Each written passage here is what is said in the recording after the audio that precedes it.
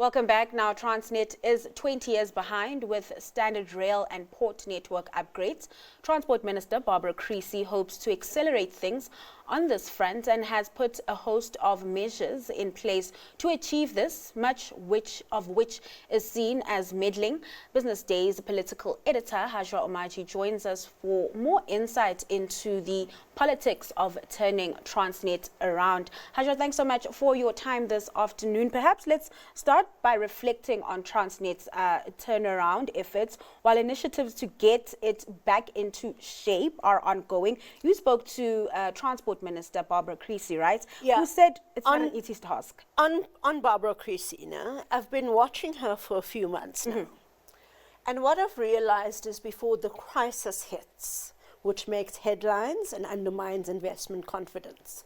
For example, Moody's saying that Transnet may struggle to pay off its debt, Transnet saying it had no money for operational expenses. She quietly negotiated with National Treasury, and then we just had an announcement of operational and debt guarantees from National Treasury. On the issue of boards and from the Road Accident Fund to South African Airways, she's made interventions there. And some people have been critical of her so-called meddling. Her response to this is that as the shareholder, she has a responsibility, will be held to account. So if the public, be it the citrus industry or a passenger on PRASA, complains to her, she has a responsibility to act, number one. Number two, what we are doing at Transnet now is what the rest of the world did 20 years ago. So she says she, as an elected public representative mandated to oversee Transnet, she's got to ensure the second best time, if not 20 years ago, to ensure those reforms are implemented now. However, we saw Hajra Omarjee, the Minister of Electricity, come in with a bang. We have an end to load shedding virtually. But she argues that at Transnet, it's a little bit different. Omarjee had to fix power plants to keep the lights on. She's got to implement a full structural and operational change in terms of Transnet, and that could take a while. And on the issue around meddling then, because she does, she's a shareholder of major SOEs within that Ministry of Transport. What's the reading of that, right? She says she has the responsibility. Does it not come across as, I guess, maybe lack of confidence in some of the execs at the helms of those SOEs? Well, you've got to be fit for purpose. But also, we are in a complicated situation of a coalition government. So let me give the simple example of PRASA. When PRASA negotiated a wage deal for its workers, it was accounted for in the first budget, which did not pass. By the time we got to the third budget, that money was no longer there. So PRASA is saying it simply doesn't have enough money to honor the wage agreement that it signed. And she says the wage agreement is enforceable unless a court decides otherwise.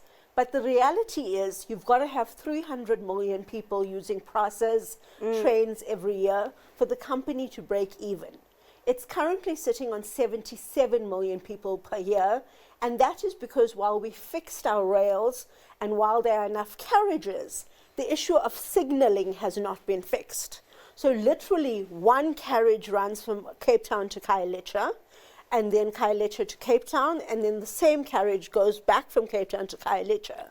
Because without signaling, the drivers have to manually stop, radio in to make sure another carriage is not coming on that route and in order to divert.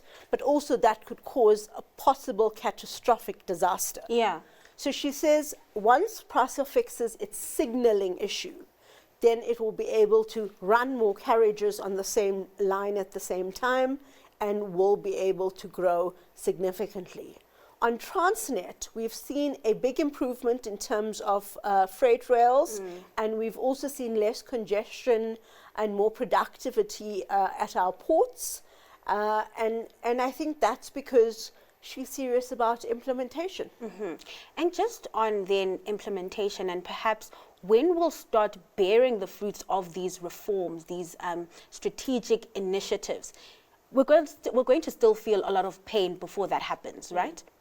So Agri-SA as well as Infrastructure SA are looking at the main roads that would need to be fixed in order to improve agro transport across the country, as well as the SADC region. We are also looking to export a lot more to the SADC region and other African countries, as well as BRICS nations. For example, there's no reason why India, who's a part of BRICS, should be buying wine from Australia instead of us. So she and Minister Tao are working very closely together on that.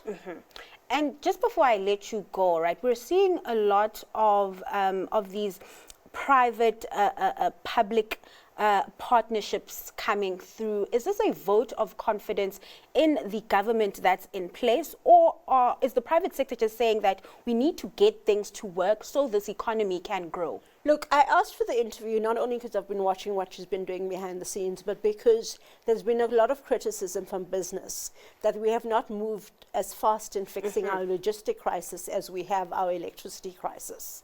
But like I said, she said we've got to fix infrastructure, implement structural and operational reform at Transnet. So it is going to take longer. And that reminded me of a conversation I had with both the former Minister of Public Enterprises, Pravin Gordhan, who's now late, as well as Rudy Dix, who's head of special projects in the presidency. And I remember back in 2002 when they presented the white paper to us on the reform of Transnet, they did tell us it could take about 20 years to complete. So I think that context is important, and perhaps she needs to explain it to business.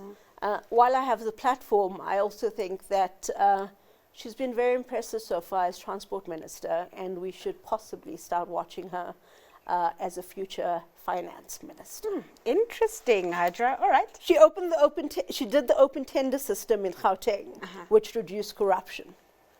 Okay, this is something to watch. I keep a close eye on. Hajra, thank you so much for your time and sharing your insights with us this afternoon. Now, that was Business Day's political editor, Hajra Omarjee.